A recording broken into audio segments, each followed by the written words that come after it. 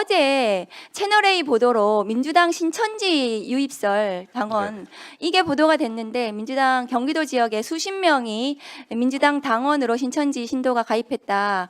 이렇게 언론 보도가 나고 지금 이것이 민주당 내부에서 문제가 되고 있는 것 같습니다. 그런데 이게 그 보도 내용이 사실이라면 수십 명, 몇 명 가입한 게 무슨 민주당에 문제가 되겠습니까? 어떤 그 종교 단체에 있는 사람들이 당원으로 가입할 수도 있는 거죠. 근데 이게 민주당 전당대회와 맞물리면서 검찰이 지금 민주당 전당대회에 영향을 끼치려는 의도로 언론에 이것이 나갔다면 이것은 굉장히 큰 문제인 것 같습니다. 그런 부분에 있어서 법무부에서 저는 챙겨봐야 될 거라고 생각합니다. 이게 수사권 폐지 국면과 맞물리면서 마치 그 합수본에서 지금 이게 저는 수사를 마쳤다고 얘기를 들었거든요. 결과 발표만 남은 상황에서 경기도 지역에 수십 명이 뭐 신천지 신도가 민주당에 가입한 것이 무슨 문제가 되어서 그래서 그것을 마치 민주당과 신천지를 연관시키면서 민주당 전당대회에 영향을 끼치려는 이 검찰의 어떤 뭐 그 검언유착은 아닌지 이런 부분에 대해서도 장관님께서 챙겨보셔야 된다고 저는 생각을 합니다. 법무부 장관님, 네네. 그 사의 표명 언제 하셨는지를 뭐 여쭤봐도 될까요?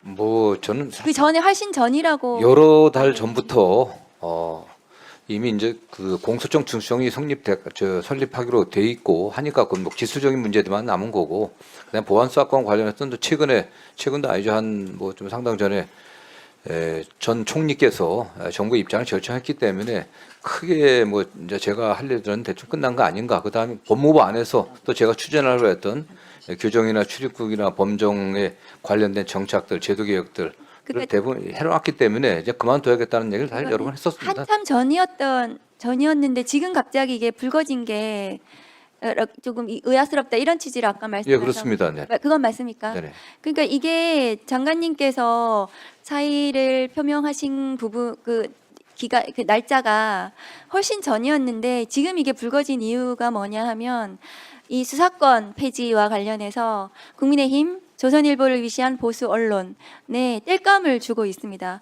그런 의도로 이것이 지금 언론에서 계속해서 회자되고 있고요.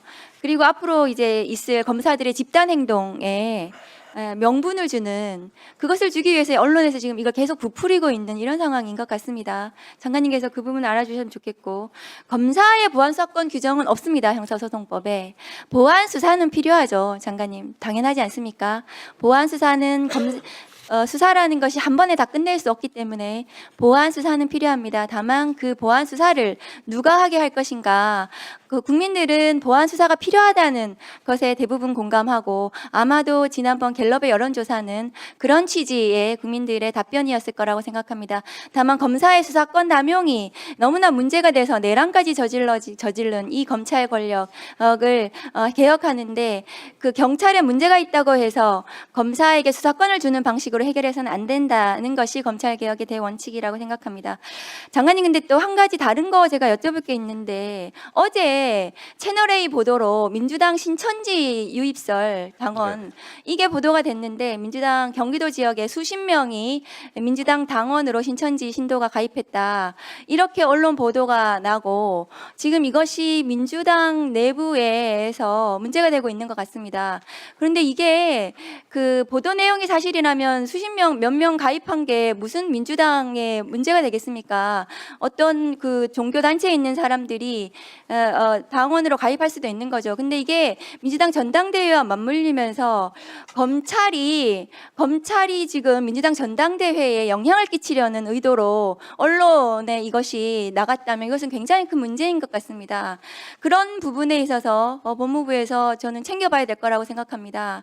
이게 수사권 폐지 국면과 맞물리면서 마치 그 합수본에서 지금 이게 저는 수사를 마쳤다고 얘기를 들었거든요. 결과 발표만 남은 상황에서 경기도 지역에 수십 명이 뭐 신천지 신도가 민주당에 가입한 것이 무슨 문제가 되어서 그래서 그것을 마치 민주당과 신천지를 연관시키면서 민주당 전당대회에 영향을 끼치려는 이 검찰의 어떤 뭐 그 검언유착은 아닌지 이런 부분에 대해서도 장관님께서 챙겨보셔야 된다고 저는 생각합니다. 생각을 합니다.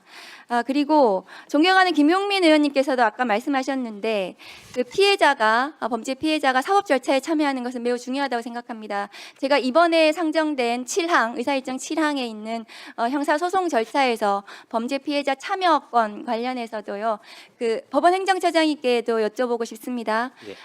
현행법이 지금 피해자가 공판 절차에 참여하는 규정이 거의 실질적으로 없습니다. 그래서 제가 법안으로 검사의 소극적인 공소 진행, 공판 절차 진행에 있어서 피해자가 적극적으로 참여할 수 있도록 전체적인 피해자 의견 질술권뿐만이 아니라 증거라든가 양형이라든가 이런 부분에 대해서 피해자가 적극적으로 검사하고 같이 목소리를 낼 수 있도록 하는 법안을 발의했습니다. 이것이 검찰 개혁의 일환이었고요. 지금 범죄 피해자들의 목소리를 반영해야 된다는 이런 취지로 검찰 개혁 이 형사소송법 개정 국면에서 많은 피해자들이 말씀하셔서 이 법이 발의가 됐습니다. 그래서 이 법이 보다 적극적으로 이 법안에 담겼으면 좋겠고요. 법원 행정처에서도 이 부분을 적극적으로 보다 좀 이렇게 그 긍정적으로 이 부분이 형사 절차에 법 피해자가 적극 참여할 수 있도록 하는 이 부분에 대해서도 좀 의견을 적극적으로 내주셨으면 좋겠습니다. 처장님 어떻게 생각하십니까? 예, 적극 검토하도록 하겠습니다. 예. 그리고 헌법재판소 사무처장님 오세훈 서울시장 최근에 정치자금법 변론이 났는데요. 네. 이것이 633 원칙에 따라서 내년 1월 말에 선고가 끝납니다. 확정이 되면 보궐선거를 해야 됩니다. 그런데 오세훈 시장이 재판 소원하겠다고 하고 있어요. 그래서 재판 소원이 만일에 이것이 신청이 되면은 보궐선거 국면에서 2월 말까지는 이 재판 소원이 끝나야 됩니다. 그렇기 때문에 가처분을 어떻게 할지 모르겠지만 헌법재판소에서 신속하게 결론을 내주셔야 된다고 생각합니다. 챙겨봐 주셨으면 좋겠습니다. 네, 알겠습니다. 전달하도록 하겠습니다.